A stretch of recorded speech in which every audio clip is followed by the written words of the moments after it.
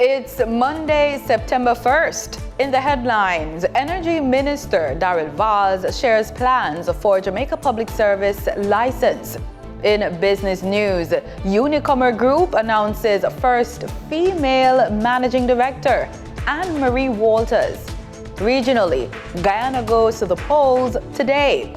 And in sports, Jamaica Football Federation struggling to fund $480 million budget ahead of World Cup qualifiers. This is the news on PBC Jamaica. I'm Simone Absalom Gale.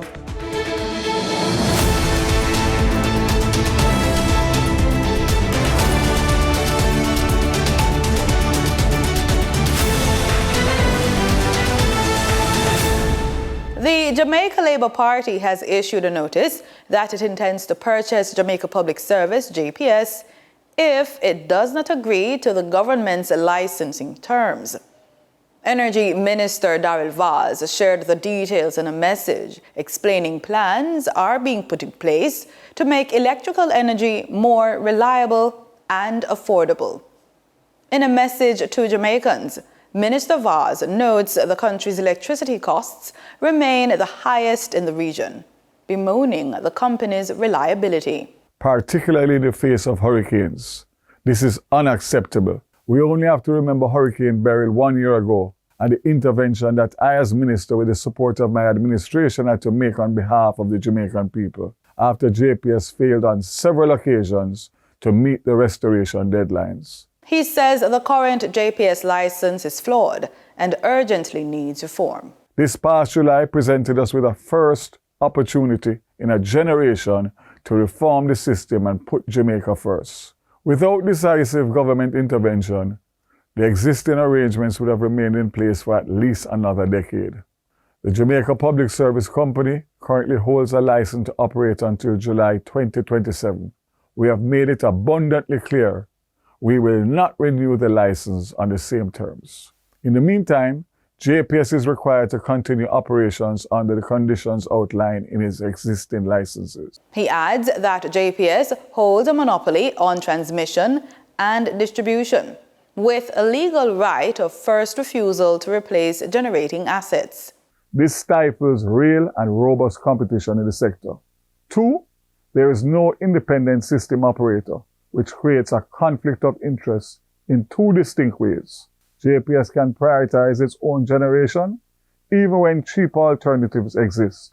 New independent power producers must negotiate a power purchase agreement with JPS, the very company they must compete with for generation. Minister Vaz also cited insufficient incentives to reduce electricity losses, costing all Jamaicans. He says the new licenses must see more competition in the sector, lower electricity prices, and greater resilience during natural disasters, as well as cleaner energy sources powered by renewables instead of imported fossil fuels.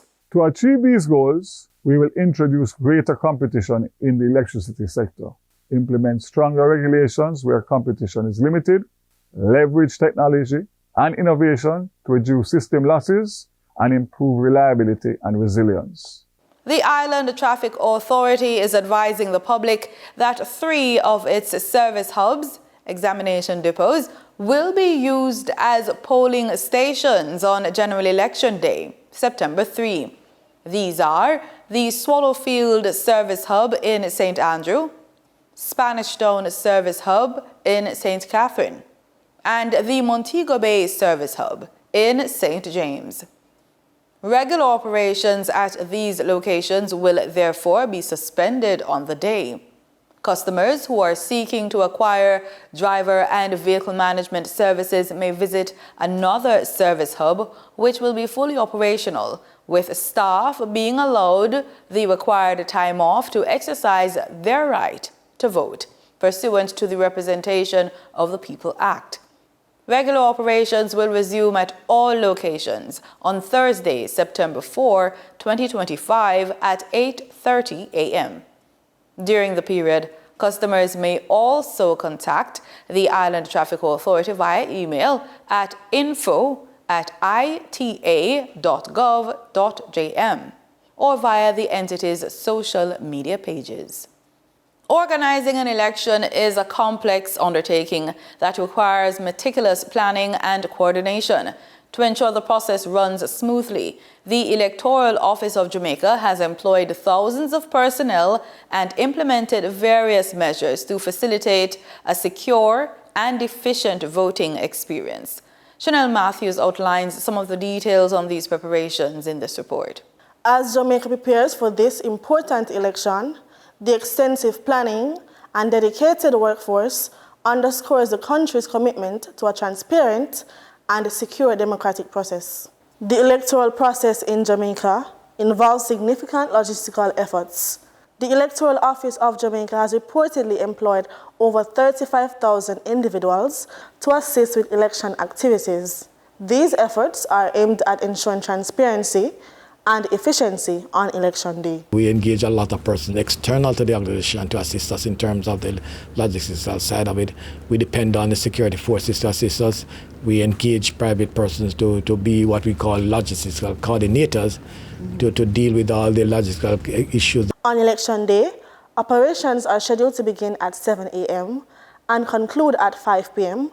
with measures in place to minimize disruptions and address potential issues. Additionally, the Electoral Office has introduced cybersecurity protocols to protect the integrity of the voting process and reduce the possibility of cyber attacks. We have put in a department, a unit that focus on that aspect of what we do, and therefore we continue to put the necessary facilities in place to prevent any sort of not necessarily to prevent, but ensure that to reduce the ability for somebody to attack us and to find an attack to take place. And certainly in terms of our staff, we have a continuous training program to sensitize them to be aware of some of the issues that relates to that particular subject matter. As Jamaica prepares for this important election, the extensive planning and dedicated workforce underscores the country's commitment to a transparent and secure democratic process. With ongoing efforts to address logistical and cybersecurity challenges, the Electoral Office of Jamaica aims to ensure that every vote is counted accurately, reaffirming the nation's dedication to upholding the integrity of its elections. For the news on PBCJ, I'm Chanel Matthews. It's back to school time in Jamaica, and the Ministry of Education says it's ready.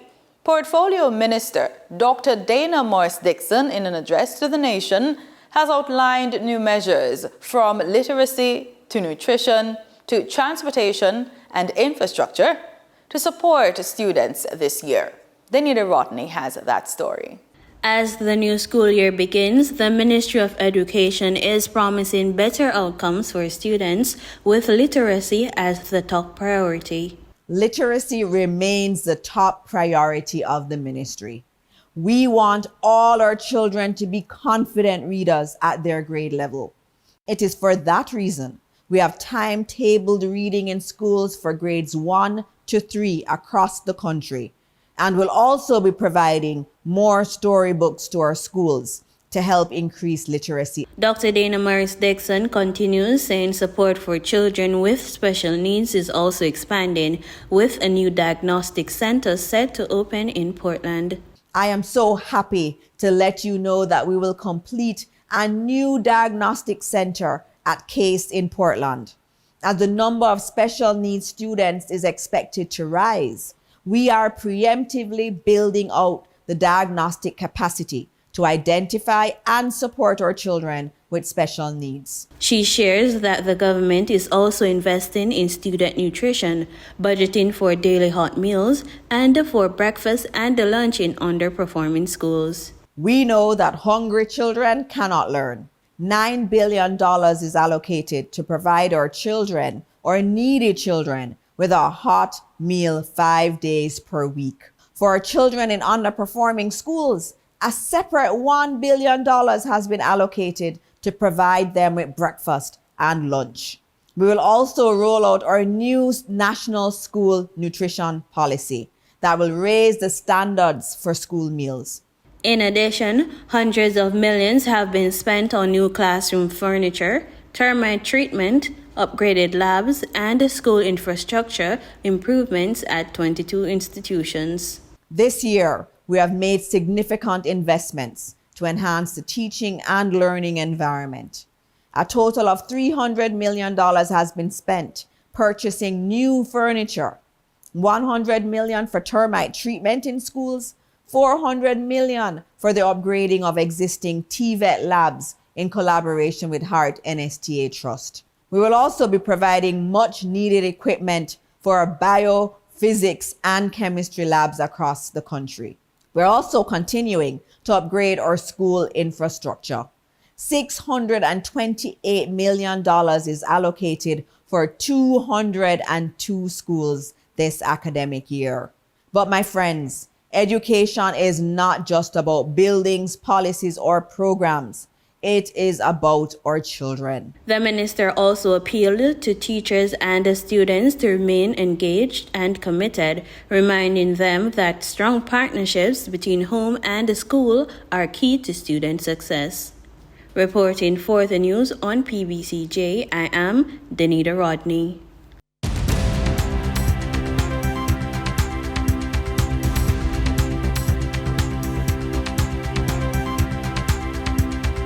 Welcome to today's Business Report. I'm Denise Williams, here to bring you the stories shaping the financial world and guiding your journey to smarter business decisions. Let's dive into the top headlines. Island Grill opens its 18th location in Ocho at White River North Plaza and invested $1.6 billion on creating the drive-through location.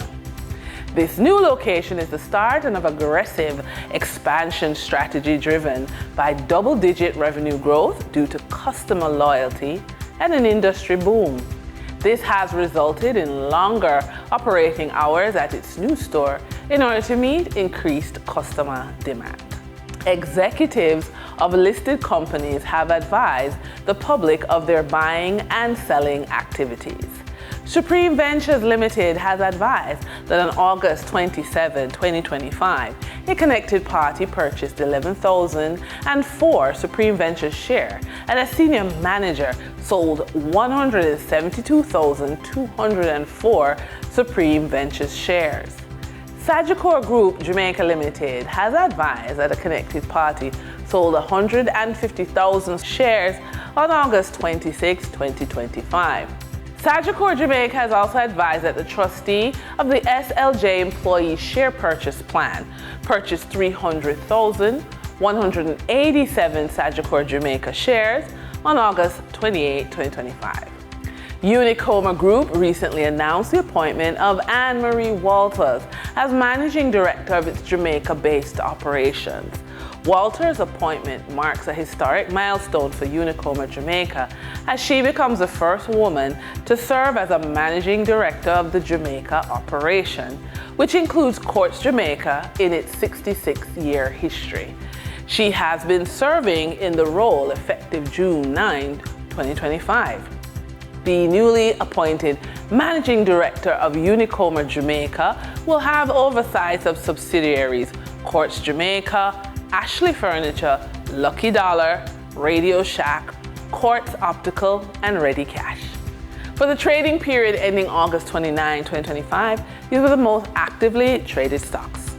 Alternative energy provider Wigton Energy Limited with 8,266,005 units traded, representing 15.17% of market sales volume. Online Educator One-on-One Educational Services Limited with 6,999,914 units traded, representing 12.84% of market sales volume.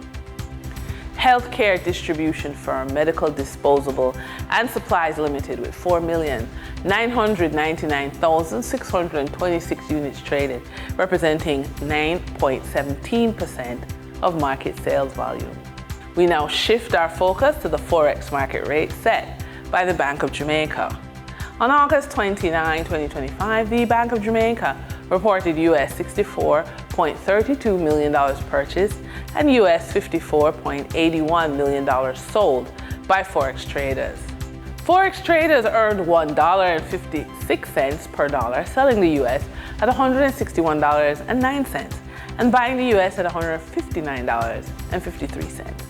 The Canadian dollar netted Forex traders $6.73 per transaction, with selling at $119.05 and buying at $112.32. The British pound yielded Forex traders $5.66 in profits, with selling at $217.98 and buying at $212.32. For our credit report tip of the day, there are two dangerous myths floating around when it comes to credit. The first untruth is that your debt will disappear over time if you ignore your credit report. Some have even said there's a 7-year expungement. Not true. The second myth is that it's the bank's responsibility to update your credit report. Also, not true. Both of these are false, and believing them can seriously hinder your financial growth. So be advised and get help to deal with your credit report if needed. And that wraps up today's business report. I'm Denise Williams, reminding you that every financial decision is a step toward your future. Until next time, stay focused, stay informed, and keep striving for success. See you soon. In regional news, Guyana's two main political parties, the ruling People's Progressive Party Civic and the opposition, a Partnership for National Unity, concluded their campaigns for Monday's general and regional elections with major rallies expressing confidence in victory. A third party, We Invest in Nationhood, WIN, also held a final rally. The Guyana Elections Commission announced it would accept late submissions of key personnel lists from parties, prioritizing fairness and transparency. Over 757,000 voters are eligible to vote for 65 National Assembly seats and 10 regional councils. Trinidad and Tobago will provide a strategic space to protect its CARICOM brothers and sisters if Venezuela takes action against Guyana.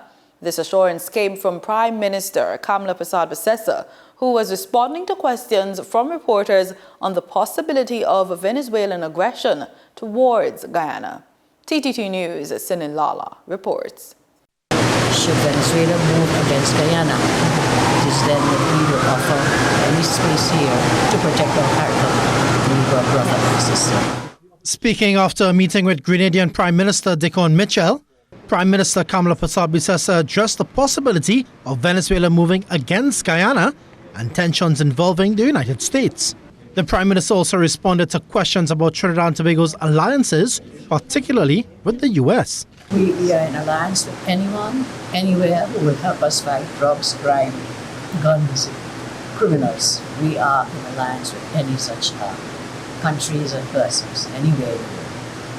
She confirmed that Trinidad and Tobago has not been in any discussion with the United States for use of this country's territorial waters or soil. Again, I repeat, we have no evidence of the allegations being made, and further, we have no discussions of the U.S. actually be deploying on Trinidad and Tobago soil. If they know otherwise, or they say there's war, share the evidence, because at the moment it's just rhetoric. It's just rhetoric that what Cuba is saying, what Venezuela is saying, give us evidence. We will consider. The Prime Minister also responded to claims from Venezuela and Cuba's ambassadors who suggested that sending U.S. ships to Venezuela is a move to destabilize that country. That is not for me to determine. This is a sovereign nation. They're going into international waters as far as our knowledge is, and therefore it is not for me to judge what is good or not bad. Trinidad and Tobago, apart from World War II, we have never been engaged in any war. So I cannot assess what they want to do or not do. They will be not on our soil, they will be in international waters. I want to make that very clear there. And following reports that Cuba recently claimed the U.S. is turning Caribbean waters into a war zone, Prime Minister Prasad Bissaso dismissed those allegations. I have no such knowledge. If people know something, they will show it and I say they have evidence. We consider it. But I have no such discussions, no such indication, and no evidence with respect. More Canadian tourists have been visiting Antigua and Barbuda, solidifying the North American country's place as the third leading source market for visitors into the Twin Island state. The Canada office of the Antigua and Barbuda Tourism Authority is now seeking to grow these numbers even further. Ursel Charles Jr. reports. Visitor numbers out of Canada continue to grow, and that's due in part to the hard work of the Canada office of the Antigua Barbuda Tourism Authority, the ABTA. We sat with the team's marketing and communications manager, Kyle Christian, for an update. Every year since 2020, we've been growing from strength to strength. And actually, last year, 2024, the Canadian market grew 7% over the previous year. And so that's very encouraging. And according to forecasts, due to geopolitical wranglings, Canadians are showing an increasing interest in Antigua Barbuda. We have seen from our partners with the data, they have been telling us that search engine traffic and interest in the Caribbean broadly, but specifically Antigua and Barbuda, has been increasing. So Canadians are looking for new places, new sun destinations to visit. And we are working towards filling that gap and offering Canadians a place that they can visit. Christian says airlift is one of those areas the team is still working on to ensure potential Canadian visitors can access this destination. There is capacity. We would love to have more flights coming in. But what we know is that Air Canada is actually bringing a larger plane in the winter this year. So there are more seats to be filled. And so we are working very hard to fill those seats. Further afield, China is getting ready to mark a historic milestone, the 80th anniversary of its fight against Japanese aggression during World War II. A major ceremony will be held in Tiananmen Square this September to honor those who fought for the country's sovereignty and peace. Chinese officials announced plans to commemorate the 80th anniversary of China's resistance against Japanese aggression and fascism during World War II. The event takes place on September 3, 2025 at Tiananmen Square in Beijing. During the press conference, Foreign Minister Ong Lei emphasized the importance of remembering this crucial chapter in history. Defending historical truth and upholding a correct historical perspective is a matter of human conscience, of international justice, and of world peace. Whether or not Japan has the right understanding of and approach to history is a litmus test for whether it can uphold conscience and stand by its commitment to peaceful development. War of resistance against Japanese aggression and the World Anti-Fascist War, Japan once again faces questions about its past and present. We urge Japan to face history squarely, to reflect deeply upon its criminal liability of aggression, make a clean break with militarism, and pursue the right path of peaceful development, good neighborliness, and friendship. China's prolonged resistance against Japanese aggression not only changed China's future, but had global implications. The ceremony will feature national leaders, military displays, and cultural performances. Leaders from countries like Russia, North Korea, Cuba, and even the former Japanese Prime Minister are expected to attend. There will also be educational activities to help people worldwide understand the significance of this history. Authorities have promised increased security to ensure the event is safe and respectful for all attendees. This anniversary is more than a commemoration. It's a time for China to reflect on its past and send a message of peace and resilience for the future. For the news on PBCJ, I am Marlon Samuels, reporting from Beijing, China. In sports, the Jamaica Football Federation is facing major financial challenges as it prepares for the final round of CONCACAF World Cup qualifying. JFF President Michael Ricketts revealed that the Federation is struggling to meet the $480 million budget needed for the campaign. The Reggae Boys are set to begin their qualifiers this week, facing Bermuda on Friday, and then Trinidad and Tobago at home. The group also includes Curacao, with only the group winner advancing automatically to the 2026 FIFA World Cup in the United States, Mexico, and Canada. One major expense is a $30 million charter flight to Bermuda, with similar costly trips planned for matches in Curacao and Trinidad and Tobago later in the year. Ricketts admitted the funding shortfall is causing serious concern. The Trinbago Knight Riders made it 2 wins in 2 games at the home leg of the 2025 Caribbean Premier League campaign. Cricketer Nicholas Puran and his men turned back the Barbados Royals at the Brian Lara Cricket Academy on Friday to surge to the top of the Republic Bank table. TKR won the toss at Taruba and invited Rovman Powell and his men to take first knock, and the home team found success in the 4th over, with Ali Khan sending back Quinton de Kock for 17. But Brandon King and Kadeem Allen recovered well with a 56-run partnership before King fell for 29. Sherfane Rutherford joined Allen and they put on 41, which ended when Allen left on 41. Rutherford went on to top score for the Royals, hitting 45 in 22 balls, which featured 3 fours and 4 sixes. Powell chipped in with a useful 31 as the Barbados Royals compiled 178 for 6 in their 20 overs. Andre Russell was the star with the ball for the Knight Riders, taking 3 wickets at a course of 37 runs. Good support came from Mohammed Amir with 2 for 35. The TKR chase got off to a solid start, with Colin Munro and Alex Hales putting on 55 for the first wicket. But the second wicket came quickly, with Casey Carty falling with a score on 56. Captain Nicholas Puran joined Munro and took the anxiety out of the TKR camp with a big hitting 93-run partnership. Munro ending with a top score of 67 in 44 balls, with 4 fours and 4 sixes. Puran was there at the end, scoring 65 not out, which contained 1 4 and 6 sixes. TKR getting to the target of 179 for the loss of 3 wickets to win the match by 7 wickets, with 13 balls to spare, which moved them to the top of the CPL points table after 5 matches. TKR are back at the Brian Lara Cricket Academy tonight to face the Guyana Amazon Warriors. I think Trinidad is a difficult team to play at home. Having said that, I think from a batting standpoint, we batted fairly well. And at the halfway mark, we think 170 is definitely going to put the Trinidadians under some trouble.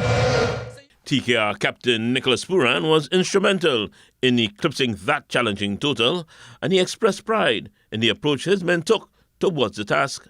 Today we face a challenge where we felt like Barbados batted really nicely, but our bowlers kept us in a game where we felt like that was past score. They did their job, and we felt like as batsmen we had to take the responsibility and get it done. So very proud of the guys. And obviously it's a really crucial time for us, our home leg, and we want to continue with this momentum. Every game from here is very important, and we just want to continue to get better. And in order for us to again be successful at the end, everyone has to contribute and do their jobs. With 4 wins in 5 games, TKR has moved to the top of the points table, but Puran knows there is a ways to go. We have been playing really good cricket. We have been taking responsibility as senior players. If you look at our squad, we have a lot of senior guys, and the way they talk cricket, the way we are playing cricket is really proud, and it's an honor to be a part of this team. And that's the news on PBCJ. You can follow us on our social media platforms at PBCJamaica. Thanks for watching.